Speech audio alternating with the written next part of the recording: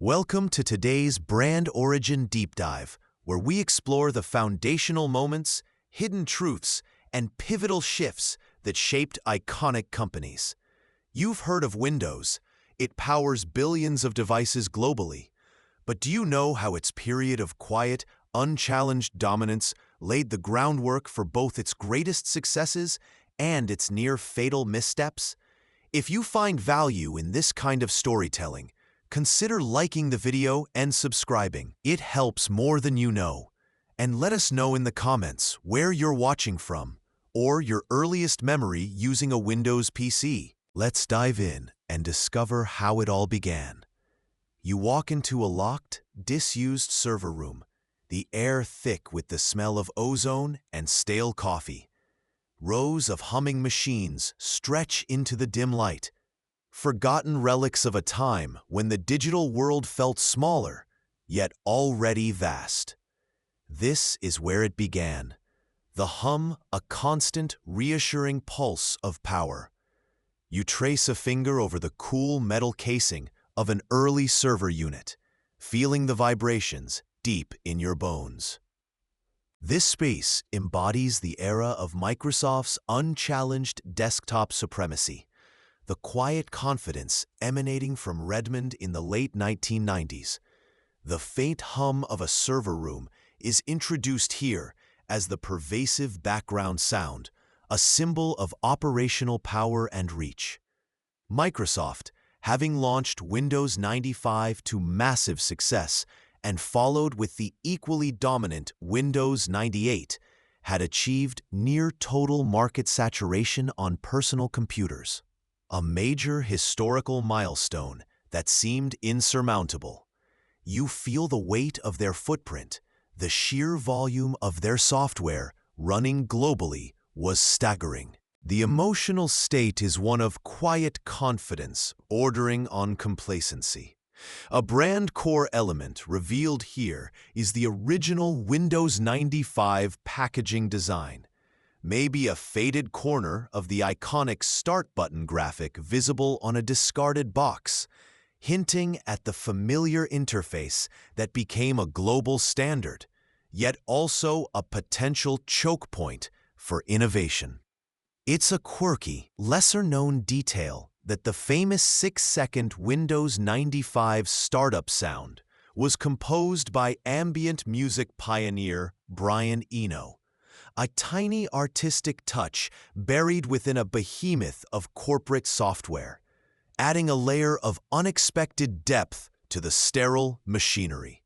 Brand historians still debate whether Microsoft truly understood the full implications of its monopolistic position at this moment, or if the sheer ease of dominance masked underlying vulnerabilities. You sense, just at the edges of the hum, a new, different frequency beginning to resonate, a subtle foreshadowing of external disruption and internal tension to come. Building on that era of confident stillness, a new sound abruptly cuts through the familiar server hum.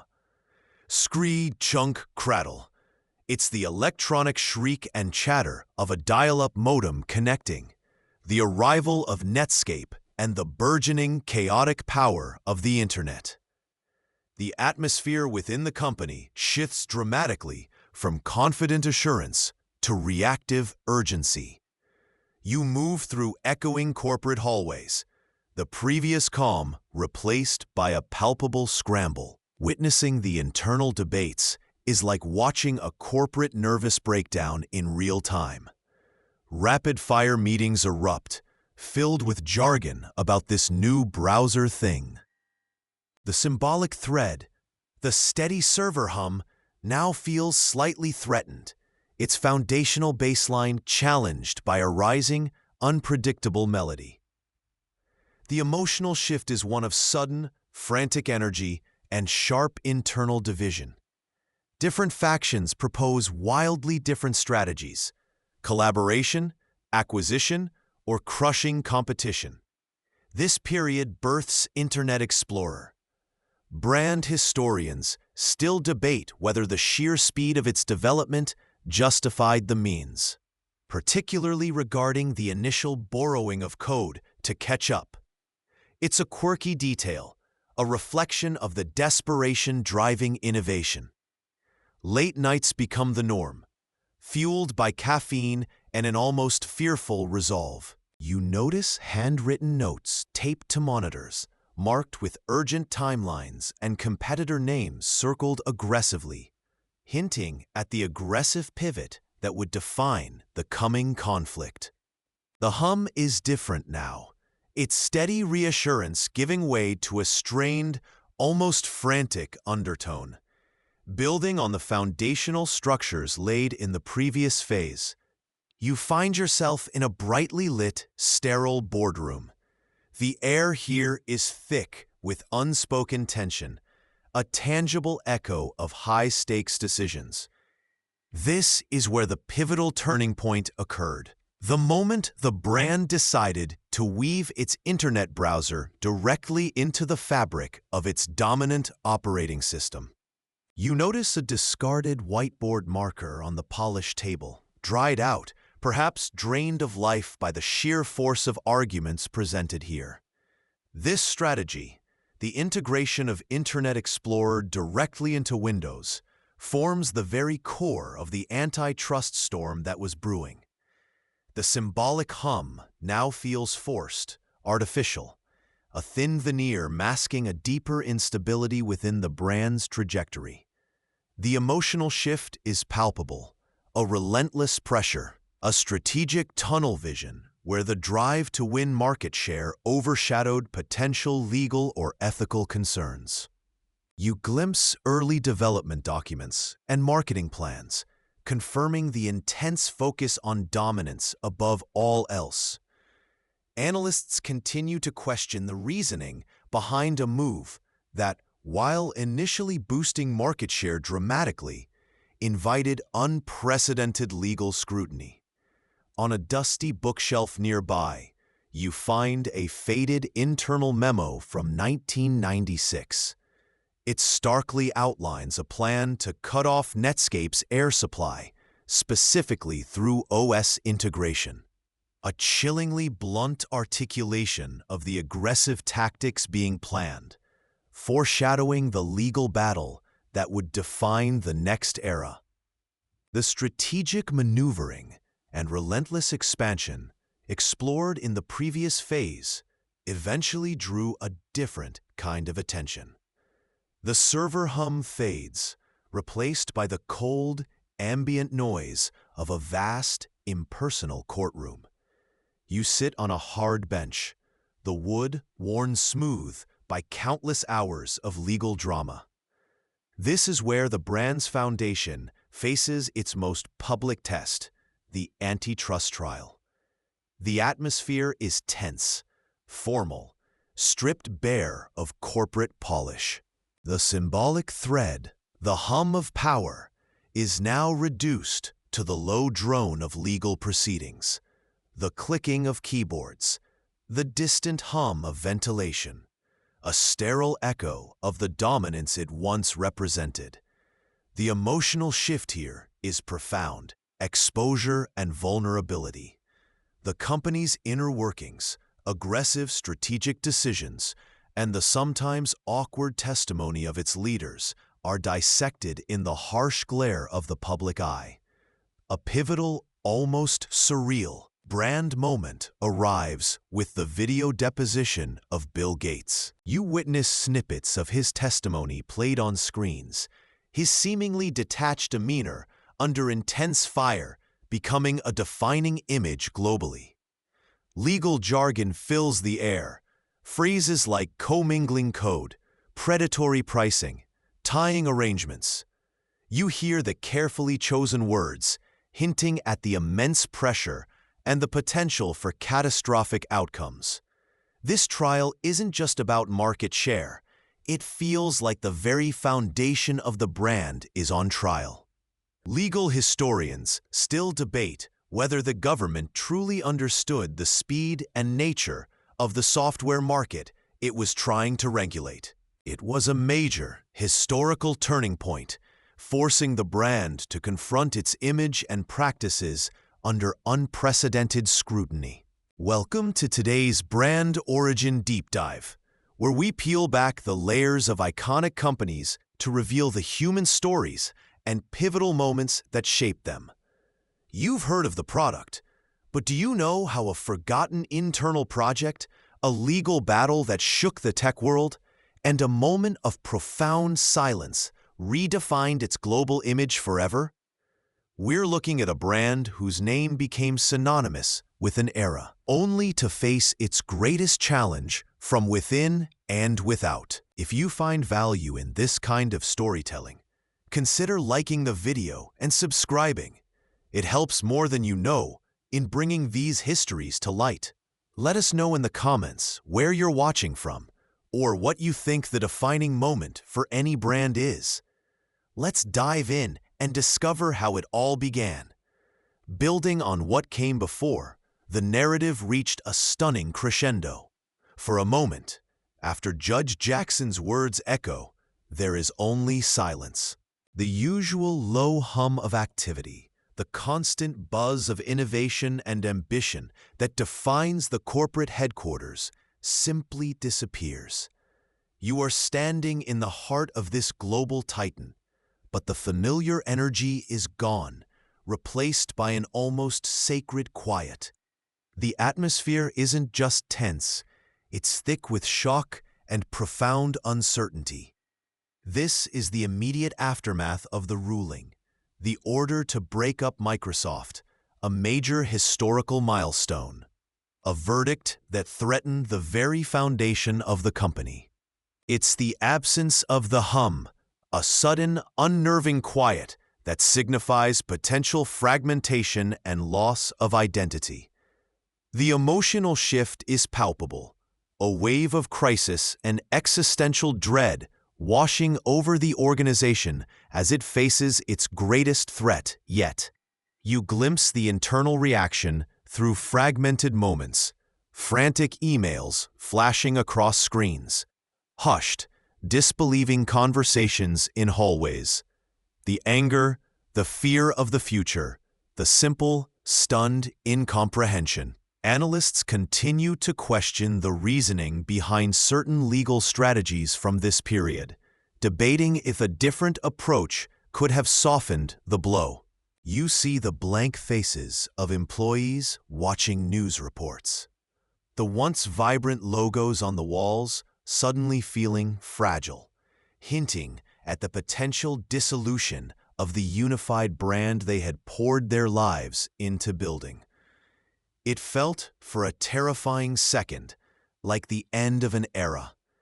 As the initial shock began to recede, the long, arduous process of navigating this new reality commenced.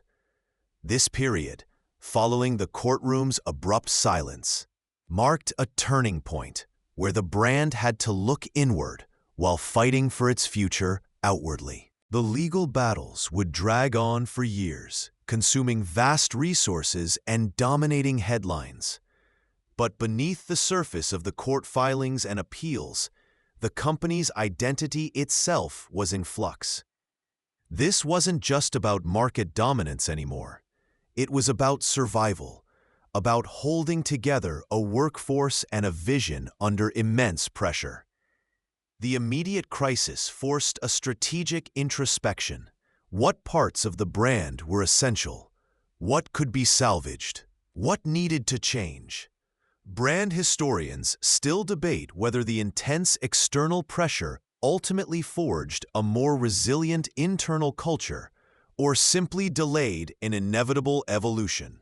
The feeling of the ground shifting underfoot was a constant companion. As we slow down and look back at this incredible journey, from humble beginnings through world dominance, intense crisis, and subsequent transformations, several key takeaways emerge. The story of this brand is a powerful reminder that even the most powerful entities are vulnerable, not just to market forces, but to legal and societal pressures. Its long-term legacy is deeply intertwined with both technological innovation and the complex, often contentious relationship between corporate power and public interest. The cultural symbolism of the brand shifted dramatically. Once seen as an unstoppable juggernaut, it became a symbol of the challenges faced when rapid growth meets regulatory scrutiny.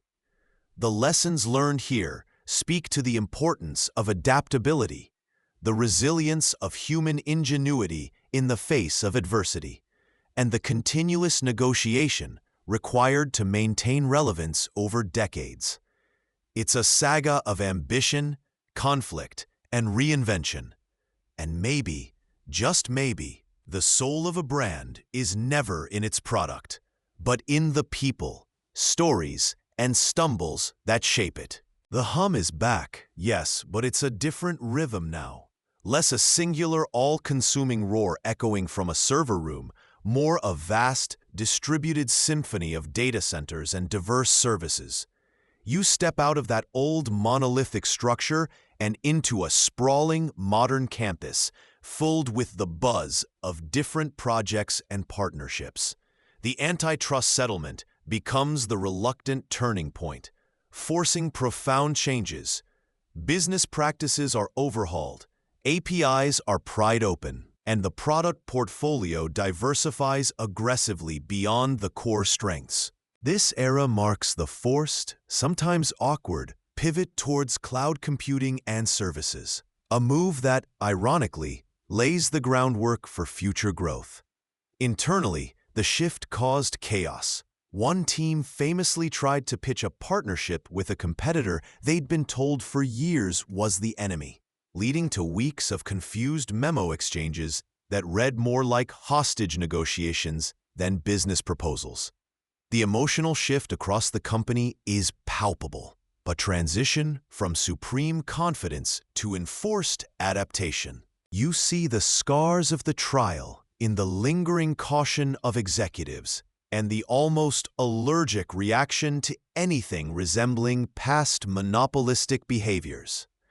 This period isn't just a legal consequence, it's a painful redefinition, shifting from a monolithic giant to a sprawling, sometimes unwieldy, tech ecosystem. Brand historians still debate whether this forced diversification saved the company from stagnation or merely diluted its focus for a decade. The hum you hear today, spread across vast digital networks, feels powerful, yes, but you can't help but wonder if this reforged identity is truly stable, or if another disruptive frequency is already beginning to resonate somewhere out there in the digital distance. As the dust settled from the trial, and the brand navigated its new reality, the long-term impact began to crystallize. The brand's journey becomes a powerful case study, a symbol of unchecked power, meeting regulatory challenge, and the complex, often messy process of corporate evolution under duress. The trial wasn't just a legal footnote. It etched lessons into the corporate memory about vulnerability and the true cost of dominance. Its legacy isn't just measured in market share or product launches, but in the shift it represented for the tech industry itself, highlighting the delicate balance between innovation and control. This saga teaches us that even the most dominant entities are not invincible. It underscored that public perception and regulatory oversight can fundamentally alter a company's path, forcing it to look inward and outward in new ways. The fragmented hum isn't just a technical description, it's a metaphor for how power in the digital age is shifting, becoming less about centralized control and more about distributed influence. So you look at the brand today, a product of its triumphs and its trials, and you ponder, where does the essence of such a powerful entity truly reside? And maybe, just maybe, the soul of a brand is never ultimately in its products or its profits, but in the people, stories, stumbles, and enforced adaptations that shape it along the way.